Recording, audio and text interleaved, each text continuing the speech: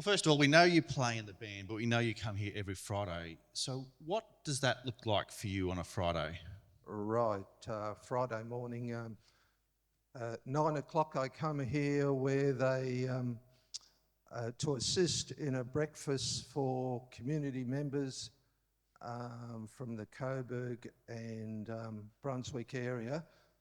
I think they're worried about my ability to fry eggs, so I keep out of the kitchen and... I was at egg duty on Friday.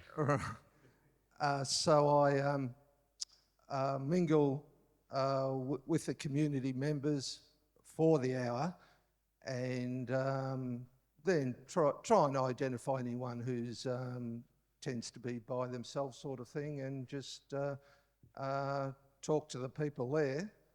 At 10 o'clock the main program starts, which is a series of programs actually. There's one thing is it's virtually a drop-in centre that anyone who wants to come in, have a coffee and a few biscuits and just talk in an environment where there's no judgment. We have case managers who discuss with the clients their problems, and there is a emergency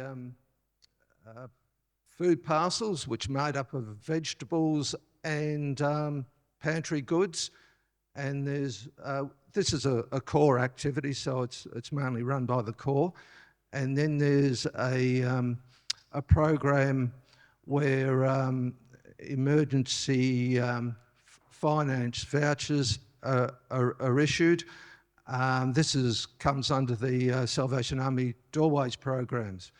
And now my main job really is to record on the Salvation Army's database the community members receiving these food parcels or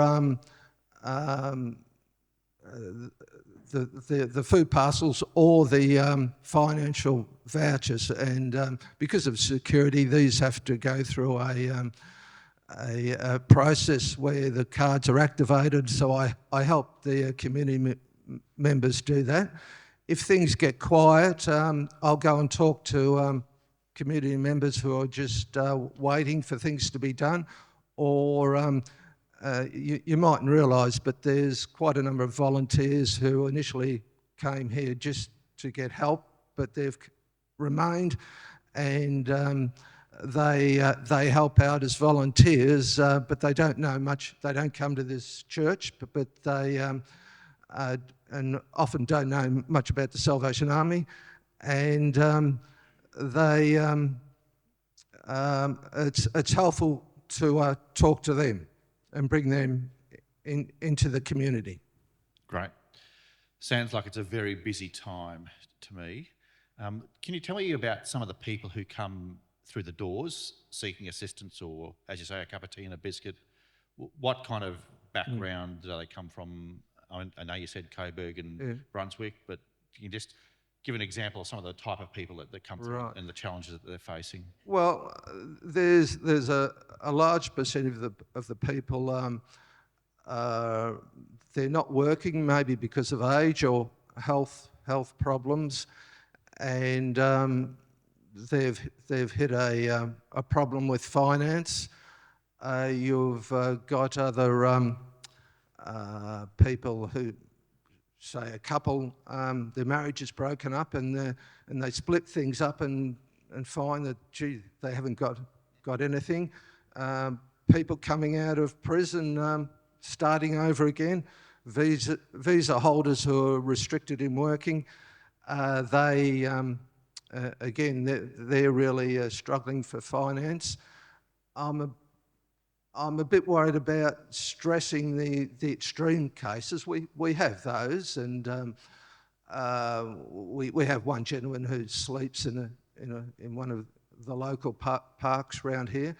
but the majority of people who apply for the Doorways vouchers are average people like you and me, but have just hit a dilemma where finances are a problem, and they're embarrassed about it, and they obviously talking about extreme cases doesn't help that embarrassment. So one of our objects is to really make those people feel comfortable.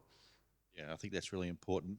We certainly provide the material aid, the vouchers or the food, but it's that connection and making sure that they feel valued, I think, is what I see you do and others do, which is great. Next question is, why do you do this? You could be out playing golf on a Friday morning or whatever activity you like to do. Why do you come here and spend 4 hours of your morning every Friday? Right. Well, it's a or bit... 6 or 7, as Steph has just saying. Okay, well, it's a bit strange, but for me, being an introvert, that I enjoy the community connect process. So it doesn't come to me naturally, but I just flip into that mode sort of thing. I was a member of Rotary for a long time, but I felt I needed a better connection, or pushed myself in getting a better connection, and being formed in a process that's faith-based. Yeah, that's great.